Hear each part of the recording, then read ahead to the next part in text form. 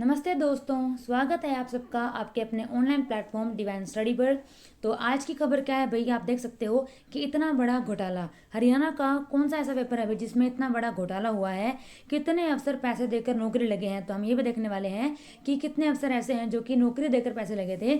सबके roll number भी देख लो, इसका मतलब रोल नंबर भी आए हुए हैं भाई उनके सामने कि ये रोल नंबर का बंदा था, ये अफसर लगा था जिसने पैसे दिए थे। और सारा डिटेल में भी दिया हुआ है कि इन इन रोल नंबर के जो बच्चे हैं, जो हमारे बात करें जिन्होंने एग्जाम दिया था, जिन्होंने एग्जाम क्वालिफाई करके जो जॉब भी लग गए, ठीक है ना, तो उन्होंने किसके नंबर बढ़ाए गए हैं उसमें वो सब डिटेल में है, किसके नंबर घटाए गए हैं वो भी डिटेल में है, और भी बाकी बहुत सारी चीज़ें हैं भाई वो हम डिस्कस करने वाले हैं। तो देखिएगा कि सारा मामला है क्या, ये हरियाणा का कौन सा पेपर है जिसके बारे में हम बात करने वाले हैं। तो देखिएगा भाई, हरियाणा की अगर हम बात करें कि 2004 में चयनित, 2016 में नियुक्ति हुए, मतलब 2004 में क्या हुआ था भाई, चयनित होते ये।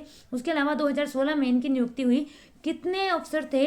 38 थे भाई। कितने थे? 38 थे। और 38 ये थे कौन? 38 HCS अफसरों में से 27 के पेपरों में गड़बड़ी निकली है।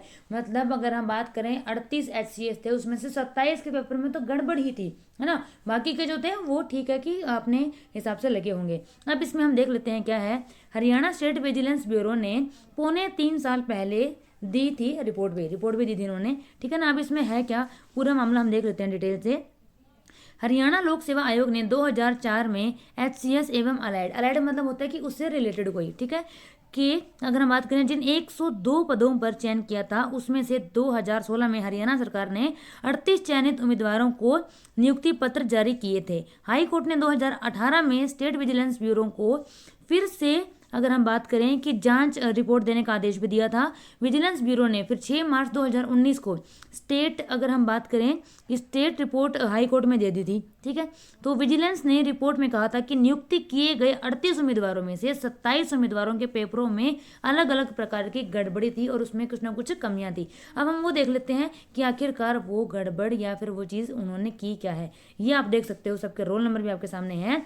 देखिएगा फर्स्ट वाले में क्या बता रखा है इन्होंने कि अगर हम बात करें, एग्जामिनर ने 12 उम्मीदवार, जो हमारे 12 उम्मीदवारों के रोल नंबर हैं, आप देख सकते हो कि कौन कौन से रोल नंबर है, जैसे 1844 है, 1802 है ना। इस तरीके से 12 है, इनके अंक बढ़ाए मगर उन्हें क्या है कि सत्यापित नहीं किया गया, ठीक है ना। इनके अंक बढ़ा दिए गए थे इसमें से, है ना, लेकिन अब देखो भाई उनके अंक बढ़ा दिया गया है। अब अच्छा, दूसरे पॉइंट की बात कर सकते हैं हम। एग्जामिनर ने 5 उम्मीदवार, जो हमारे 5 रोल नंबर आपको सामने दिख रहे होंगे, 28 23 है, 19 68 है, 16 54 है, ये सब इनका क्या है, इनके अंक घटा दिए गए थे, ठीक है ना। और इनका क्या है कि कुछ भी उन्होंने नहीं शो किया। तो ये देखिए भाई, इनके तो क्या है कि बढ़ाए गए थे और इनके क्या है घटाए गए थे। तो ऐसा थोड़ी ना होता है भाई कि किसी का बढ़ा रहे हो किसी का घटा रहे हो।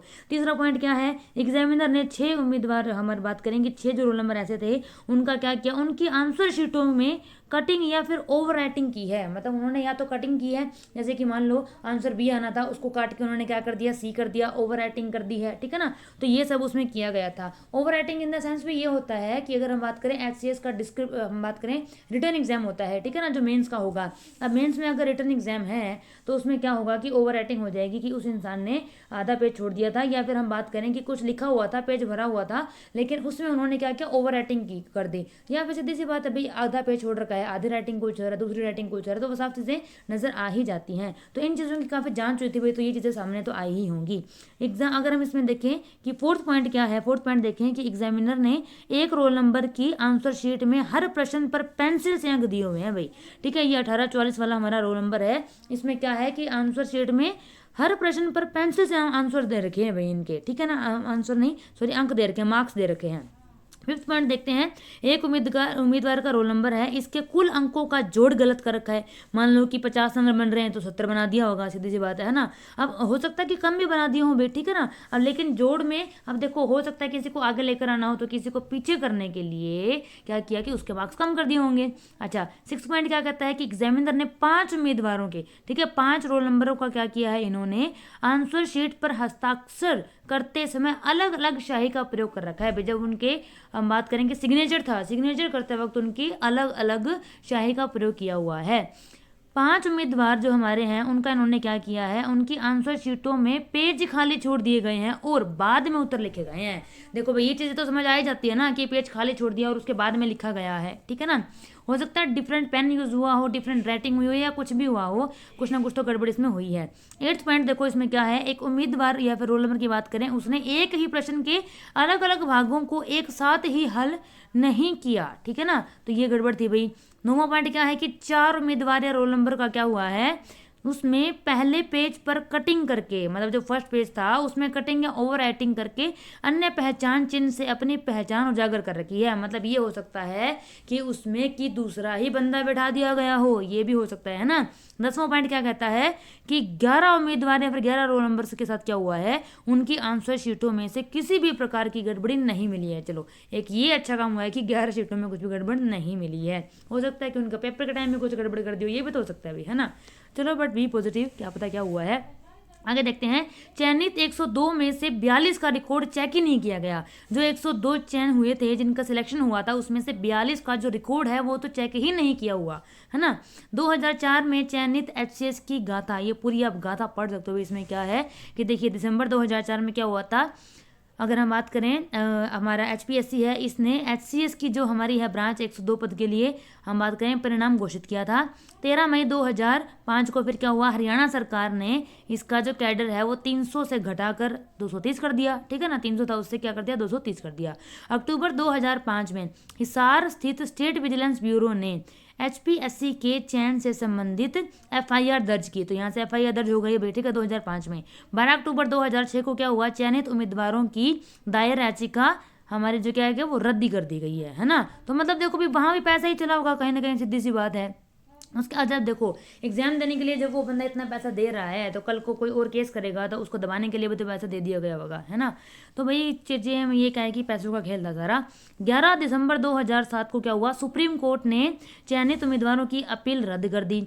फिर 2009 में क्या हुआ, स्टेट विजिलेंस ब्यूरो ने अदालत में कहा कि चयन से संबंधित जांच रिपोर्ट 6 महीने में पूरी हो जाएगी।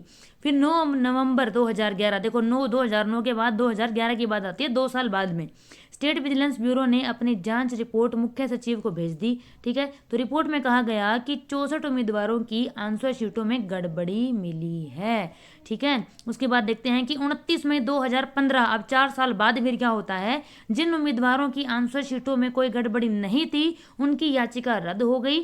फिर 2015 में और क्या हुआ, उम्मीदवारों ने हाई कोर्ट में हम बात करें कि अपील दायर की। फिर 12 अगस्त 2015 है ना, फिर क्या हुआ कि एलपीए में हाई कोर्ट ने सरकार को निर्देशित किया कि जिनकी आंसर शीटों में गड़बड़ी है उनके बारे में स्वतंत्र फैसला हो। सीधी सी बात है, फैसला तो होना चाहिए।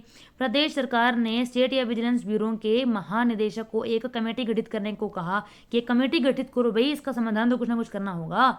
उसमें फिर क्या हुआ कि यह कमेटी तय करे कि एचसीएस परीक्षा में कौन क्या बात करेंगे, क्या दागी है और कौन नहीं है, मतलब किसने इसमें कौन फ्रॉड कर रहा है और कौन नहीं कर रहा, वो सब देखा गया इसमें। उसके लिए कमेटी बनाई गई थी। 29 जनवरी 2016 अगर हम बात करें क्या वो उसमें तत्कालीन एडीजी डॉक्टर बीके सिन्हा की अध्यक्षता में कमेटी गठित हुई। मतलब 2015 में बोला गया कि गठन करो, 2016 29 जनवरी 2016 को गठित कर दी गई, ठीक है ना। उसके बाद हुआ क्या कि कमेटी ने दोबारा से 38 उम्मीदवारों की आंसर शीटों की अगर हम बात करें उसके मतलब रेडम के आधार पर कि मतलब कुछ ना कुछ में देखा जाएगा कि उसमें परख की गई, फिर रिपोर्ट दे दी गई, है ना। तो हम 38 उम्मीदवारों की आंसर शीटों में कोई गड़बड़ी नहीं मिली, ठीक। उसके बाद क्या हुआ कि 26 फरवरी 2016 में क्या हुआ, स्टेट विजिलेंस ब्यूरो की इस रिपोर्ट के आधार पर इन 38 उम्मीदवारों को नियुक्ति देने का फैसला कर दिया गया, ठीक है ना। उसमें ये साबित हो गया कि उनकी में गड़बड़ नहीं थी। फिर क्या फैसला लिया गया कि इनको क्या है सिलेक्शन दे दो। इस आधार पर उनकी जो है एलपीए मंजूर हो गई थी। फिर 17 दिसंबर 2018 फिर 2 साल बाद फिर ये केस उठा। हाई कोर्ट ने प्रदेश सरकार को निर्देश दिया कि याचिकाकर्ताओं की आंसर शीटों की तुलना नियुक्त हुए उम्मीदवारों की आंसर शीटों के साथ कराए, है ना, कि जो हुआ है कि उनका बिल्कुल सेम जो आंसर किया उनके साथ तो करवाया जाना चाहिए। साथ में याचिकाकर्ताओं और नियुक्त हुए उम्मीदवारों की आंसर शीटों से मिलने वाली गड़बड़ी के बारे में शपथ पत्र दायर किया जाए, ठीक है ना। तो ये सब रिपोर्ट में था भाई, देख लो, आप देख सकते हो कि इतनी गड़बड़ हुई है, फिर कितना केस हुआ और उसके बावजूद फिर नतीजा क्या हुआ, ठीक है। सो ये था भाई, तो काफ़ी गड़बड़ हुई है। इतना बड़ा एग्जाम जो बच्चे मतलब हरियाणा की बात करें, एचपीएससी का जो एग्जाम होता है हरियाणा का सबसे बड़ा एग्जाम है, जैसे कि हम इंडिया का देखें सबसे बड़ा एग्जाम यूपीएससी को मानते हैं, ठीक है, आईएएस आईपीएस लगते हैं, वैसे ही हरियाणा का सबसे बड़ा एचपीएससी है जिसमें कि ये हम एचसीएस वगैरह लगते हैं, ठीक है ना। और उसमें इतनी बड़ी गड़बड़ी हुई है, तो जो बच्चा मेहनत कर रहा है अभी उनका क्या होगा। हर जगह पैसे का ही खेल है, तो इससे अच्छा आप पैसे से ही लगा लो ना, क्यों फॉर्म भरवाने का नाटक करते हो, फिर क्यों बच्चों की ज़िंदगी के साथ खिलवाड़ कर रहे हो, क्यों लोगों का मतलब घर ही उजाड़ रहे हो आप एक तरीके से। कोई बच्चा इतने साल से तैयारी करता है, लाइब्रेरी में ही सो रहा है, लाइब्रेरी से घर आते हैं, फ़ोन कर देते हैं रास्ते में कि मम्मी मेरे लिए खाना बना कर रखना, डाल कर रखना, मेरे पास इतना टाइम नहीं है कि मैं डाल के खाऊं, है ना। डला डलाया खाना मिलेगा, आराम से खाएगा, आराम से क्या फटाफट खाएगा और वापस लाइब्रेरी में आ जाएगा, वहीं सोता है, वहीं पढ़ता है सब कुछ ना। 3-3 4-4 दिन तक वो नहाते नहीं है बच्चे, किस लिए, ताकि उनका पेपर में सिलेक्शन हो जाए, और फिर उनके साथ ये सब होता है। तो देखिए भाई, कहीं ना कहीं बहुत ज़्यादा ही गलत हो रहा है। एटलीस्ट और कुछ नहीं तो उनको भगवान से तो डरना चाहिए, ठीक है। और देखो भाई, भगवान इनका कुछ ना कुछ तो करेगा ही करेगा। हमें लगता है कि हाँ भगवान देख रहे हैं और वो कुछ नहीं कर रहे होंगे, बट इंसाफ ज़रूर होगा भाई। पढ़ने वाले बच्चों के साथ ना इंसाफी नहीं होगी, ये मैं गारंटी लेती हूँ, ठीक है ना कहीं अच्छी जगह उनका सिलेक्शन होगा, या फिर अच्छी लाइफ वो ज़रूर स्पेंड करेंगे कल को, ठीक है ना।